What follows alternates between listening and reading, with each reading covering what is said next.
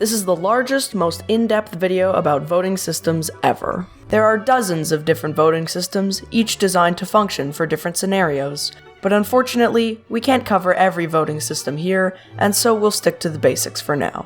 The voting methods we'll cover in this video are plurality, instant runoff, approval, mixed member proportional, and single-transferable vote. Which one of these is the best, and should your nation switch to it? Now, at first, you may think this is a ridiculous question. Just give everyone one vote and whoever gets the most votes wins, you might say.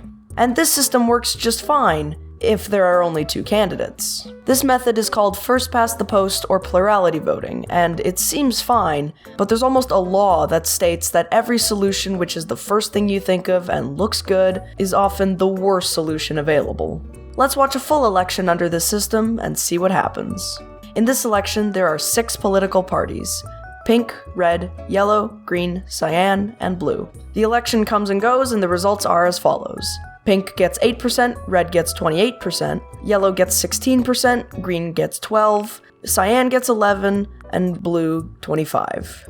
The red party received the most votes and thus is chosen. But this is a pretty unsatisfying result because the majority of citizens, 72%, wanted someone else in charge, yet they still won.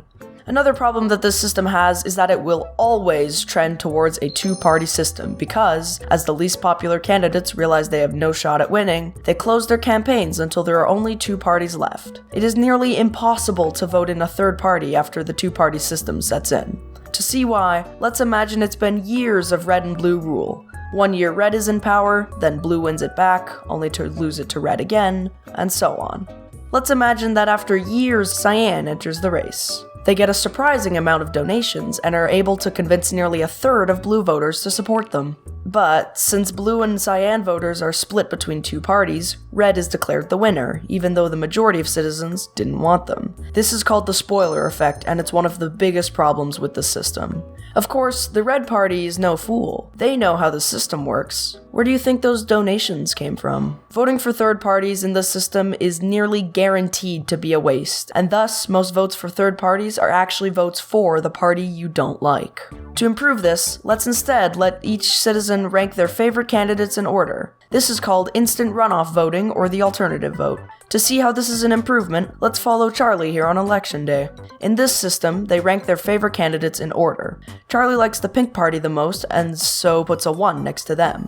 They dislike green and blue equally, and so they stop filling in their ballot and drop it in the box. After all the citizens have voted, the results come in, well, just the same as before. But now, we can put those ranks to use. The first step with IRV is to get rid of the biggest loser. Sorry, Pink, you really had no shot. Now, since all citizens ranked their favorite candidates in order, we can know what would have happened if Pink didn't run. And so, Pink's votes are redistributed to their second choices, which are yellow and green. The next biggest loser is cyan, and their second choices are blue. So the votes are redistributed again, and the results now look like this. The next biggest loser is green, and their next choices are blue. Finally, blue has reached a majority and is chosen as the winner. This result looks pretty good, especially considering the citizens' first and second choices. This system isn't the best, but it's important to note that any problems IRV has, plurality voting also shares, such as disproportionate representation, the lack of a Condorcet winner, and gerrymandering, which is a topic for another video. But IRV still has one major advantage FPTP lacks: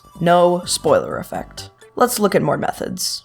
Approval voting is another method superior to plurality voting. This method is sometimes used for nations, but it tends to work best for groups of normal people. The difference with approval voting is that everyone is allowed to vote more than once. Let's suppose you and your friends are trying to decide what to eat. There are 3 options: steak, burgers, including the plant-based ones, or salad. If you only let people vote for their favorite food, the result is 3 starving carnivores. But if you instead ask for all the okays rather than the favorites, everyone is happy. Anyway, let's get back to voting in nations and talk about voting in ranges. Let's imagine a nation with only 3 political parties, pink, green, and cyan, and 5 ranges. The election is run using first past the post, and so each range sends one and only one candidate to the council that makes laws for the nation.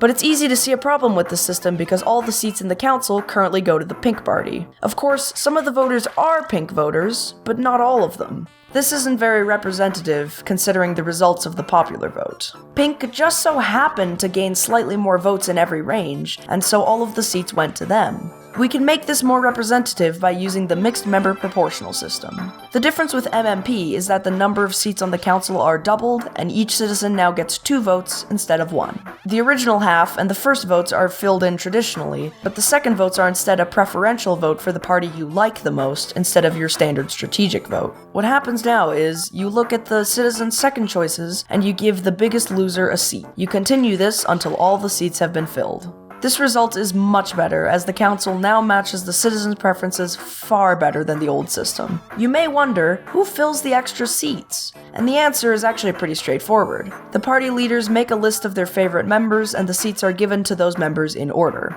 This list can be shuffled around and altered depending on the behavior of the party members, allowing for real consequences for representatives. This method is one of the few that require political parties, making it unique to all the other methods discussed in this video.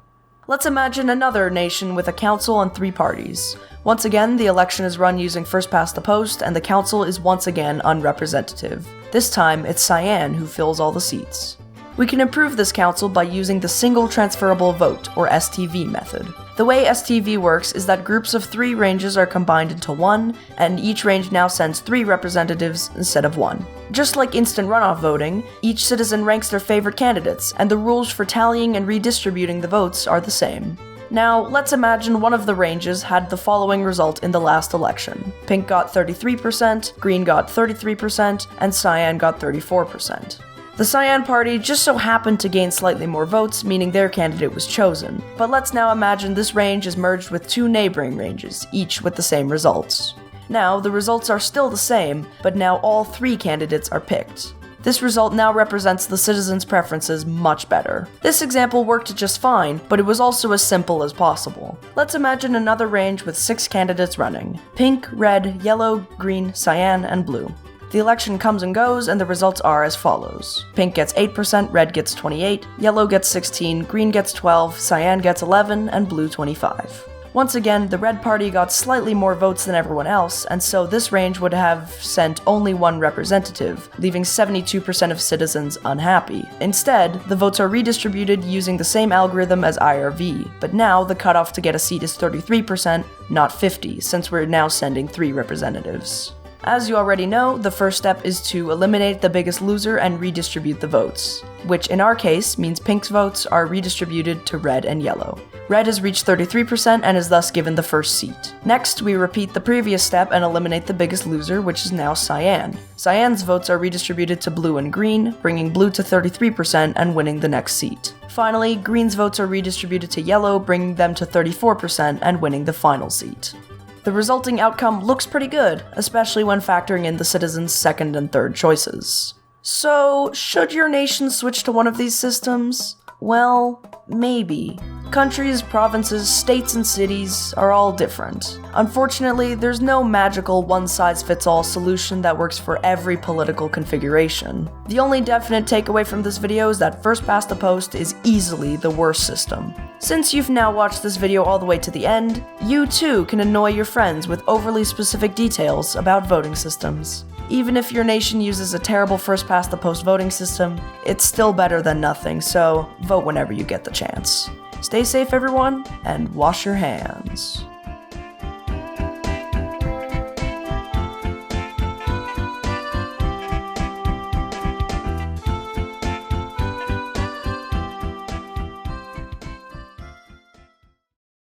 I'd be the burger voter.